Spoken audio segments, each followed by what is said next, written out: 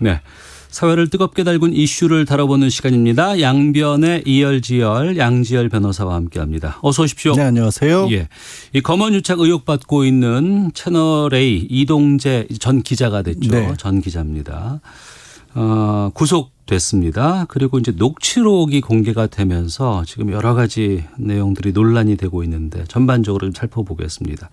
지금 그 이동재 전 채널A 기자 구속이 됐잖아요. 예. 어떻게 보셨어요? 조금 안타까운 일이죠. 그러니까 네. 개인적으로 안타깝다는 게 아니라 왜 언론에서 기자가 취재를 하면서 이런 일이 있었고 결국 이제 법적 사법 처리 절차까지 들어가게 됐을까. 저도 기자로서 일을 했기 때문에 이 부분은 참 납득하기 어렵다는 측면에서 안타깝다 말씀을 드린 거고요. 예. 구속이 안 될 거라고 봤던 분들도 꽤 있고 또 이제 그 피의자인 이동재 전 기자의 변호인 같은 경우 이게 이례적이다라는 표현도 썼어요. 이례적이다. 네. 근데 저는 이게 왜 이례적이라고 할까라고 봤더니 이제 구속이 안 될 거라고 예상했던 분들의 주된 부분은 강요 미수인데 네. 제 강요죄라고 하는 범죄 자체가 그렇게 무거운 범죄는 아닙니다. 5년 이하의 징역형이고 또 게다가 미수기 때문에 그러면 이 정도 범죄로 구속까지 가야 될까라고 강요 미수란 건 강요를 했지만 그게 실현되지 않고 미수에 그쳤다? 그런 정도인 거죠. 강요하려고 했다. 상대방 입장에서는 이제 해악을 고지 받았지만 이게 어느 정도까지 이르렀느냐 이건 좀 여지가 있다라는 건데요. 네. 근데 저는 이게 이례적이라고 하는 거는 또 받아들이기가 어려운 것이 이런 일을 들어본 적이 있으세요? 별로 거의 저는 이렇게까지 기자가 네. 사실상 그 내용을 보면 협박이라고 인정을 해야 되는 그런 상황이지 않습니까? 게다가 네.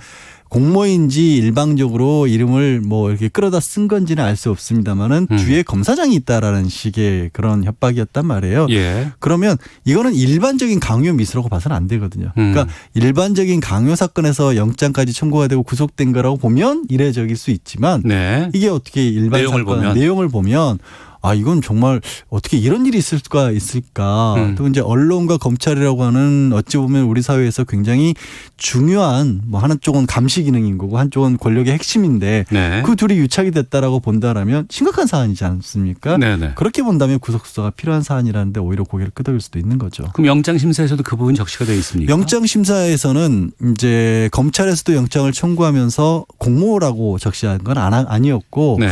다만 말씀드린 것처럼 그런 사안이기 때문에 구속수사의 필요성이 공모 관계를 밝혀야 될 필요성이 있다. 그리고 네.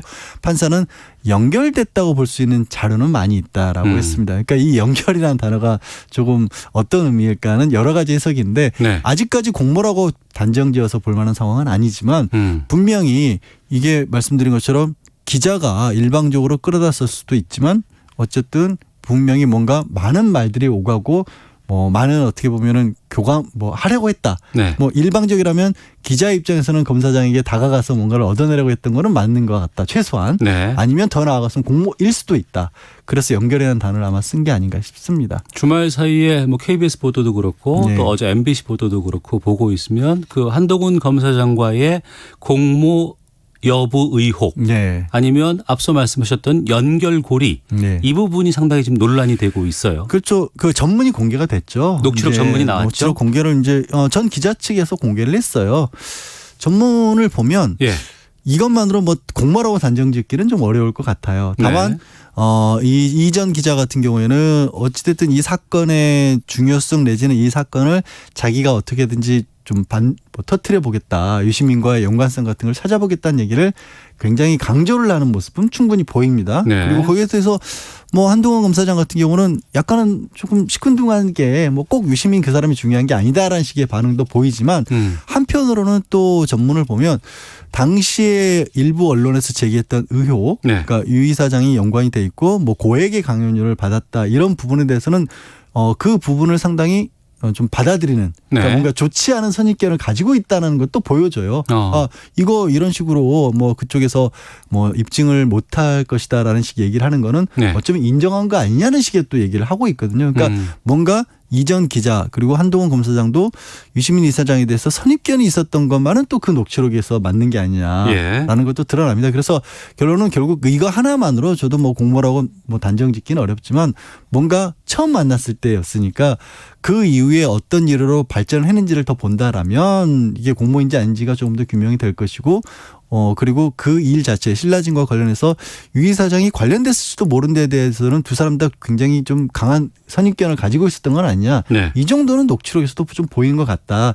그랬기 때문에 이 녹취록 내용이 아마도 중앙지검 수사팀에서 대검 부장회의에 수사를 진행하면서 구속해야겠다라고 그 보고를 올렸을 때 이 녹취록 내용을 갖고 양쪽에서 그러니까 대검 부장들도 의견이 갈렸다는 거 아니겠습니까? 예, 예. 의견이 좀 갈렸었던 것이 녹취록이 어느 쪽에 방점을 두느냐. 이 두 사람이 뭔가 좋지 않은 시각을 가지고 있었던 건 맞네라고 본다면 수사 더 해봐라는 네. 쪽이고 한동훈 검사장은 유시민 그 사람 별로 중요하지 않다고 여기고 있지 않느냐라는 쪽으로 방점을 찍으면 뭐 그렇게 세게 수사할 필요가 있겠느냐라는 쪽으로 좀 갈리지 않았을까 싶습니다. 그러니까 지금 공개된 녹취록 그 하나의 소스 예. 그거 가지고 이제 계속해서 얘기가 나오고 언론 보도들이 꼬리를 물고 나오고 있는데 이것만 있는 것인지 아니면 또 다른 여러 가지 것들이 존재할지. 근데 영장을 발부하면서는 예. 많은 증거들이 있다라고 했거든요. 이거 외에도 연결됐다는 그러니까 이거 외에도라는 표현이 나오질 않았지만 예. 연결이라는 표현을 쓰면서 많은 증거 자료가 있다라고 했는데 이건 녹취록 하나만 가지고 또 판사가 많은 증거 자료라는 표현을 쓰지는 않았을 거 아니에요.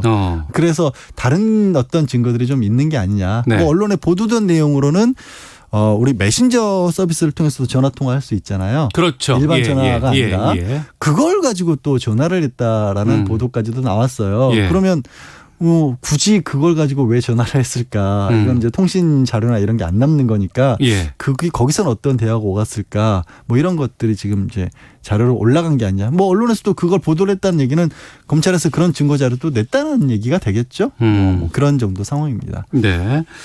그러면 지금 또 그 부분이 있습니다. 그 이전에 이철 전 밸류 인베스트 코리아 대표 네. 이 지인이 이제 그 이동재 전 기자를 만났다는 거 아니에요? 그렇습니다.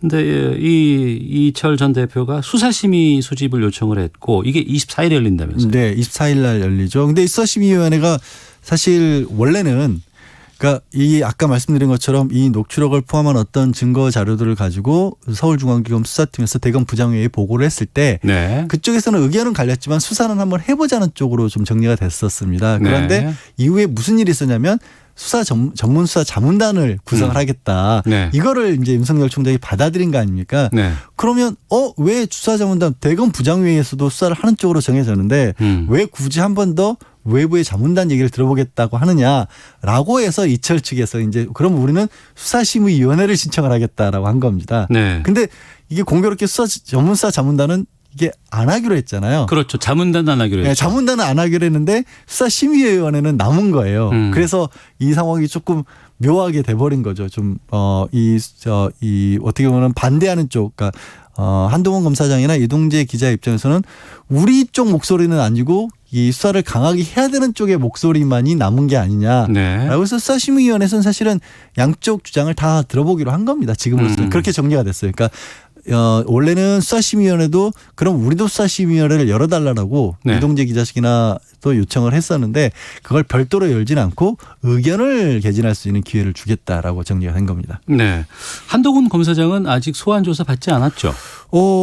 지금 원래 수사 자문단이 구성이 된다고 하니까 그 결과를 보고 수사에 응하겠노라라고 했고요. 예.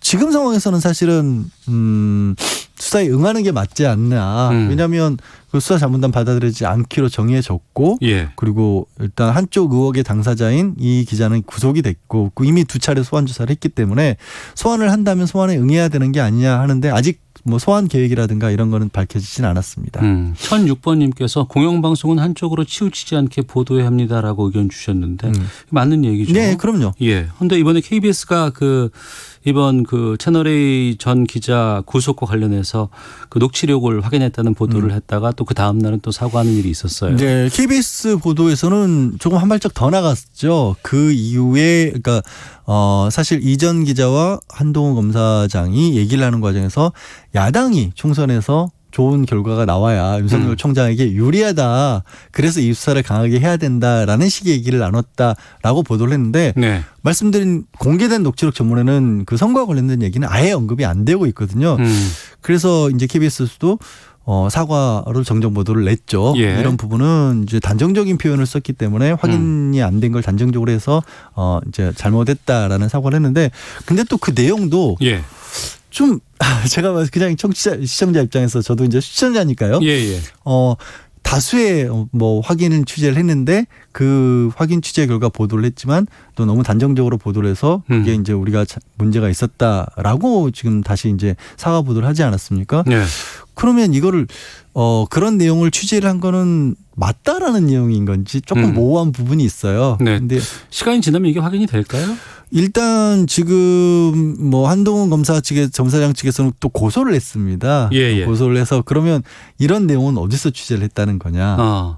그래서 이게 유출된 게 어디냐라고 지금 고소를 했고 고소를 했다는 얘기는 유출된 쪽만 나오는 게 아니라 내용에 대해서도 확인이 어느 정도는 가능하지 않을까. 일단은 그러니까 첫 만남, 그러니까 네. 이미 녹취록이 공개된 부분은 이전 기자하고 또 후배 기자가 부산 고검에 찾아가서 만난 자리에서는 그 얘기는 주고받지 않은 건 맞습니다. 그러면 KBS에서 보도된 내용이 아예 없었던 얘기인지 네. 아니면 다른 어떤 대화에서 그런 게 있었는지는 또 추가적으로 앞으로 좀 조사를 해봐야 될 사항이죠. 그러니까 말씀하신 것처럼 한동훈 검사장 같은 경우에는 또 이 지금 이동재 전 기자 같은 경우에는 KBS 보도라든가 또 그 다음 날 있었던 MBC 기자라든가 어제 있었죠. 이런 보도에 대해서는 그 사실이 아니다 이렇게 전혀 주장하고 사실이 있고. 아니다라고 그렇게 반박을 하고 있죠. 예. 앞으로 이게 어떻게 전개가 될까요? 결국은 약간 이게 조금 혼란스러운 상황이 빚어진 이유가 사실은 검찰 내부에서의 어떻게 보면 다툼이 돼버린 거잖아요. 그렇죠. 수사를 하고 있는 건 서울중앙수사팀이고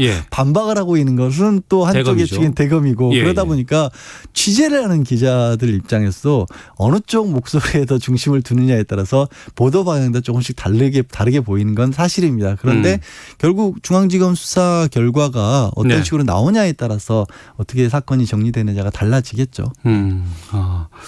알겠습니다. 그 기자 고소에 대해서는 또 대검 감찰부 쪽에서 조사가 또 있을까요? 그래서 아직까지 공식적으로 입장이 나온 거는 없어 보입니다만은 근데 또 한 가지 조금 제가 봤을 때는 조금 이거 좀 희한한 상황이다 싶은 게 채널A 기자가 고소되고 구속되는 상황에 대해서는 이제 또 굉장히 강력하게 기자분들도 반발하는 그런 모습이 있었는데 또 KBS가 그 고소를 당한 것에 대해서는 또 오히려 더 검찰 쪽의 해명에 더 무게를 두는 보도들이 더 많아서 이게 검찰 내부도 쪼개지만 언론도 내부에서 쪼개진 게 아닌가 바깥에서 보는 입장에서 그런 생각도 좀 듭니다. 현재 진행형이고. 네, 지금은 아직은 뭐 사건 초기죠 이제. 알겠습니다.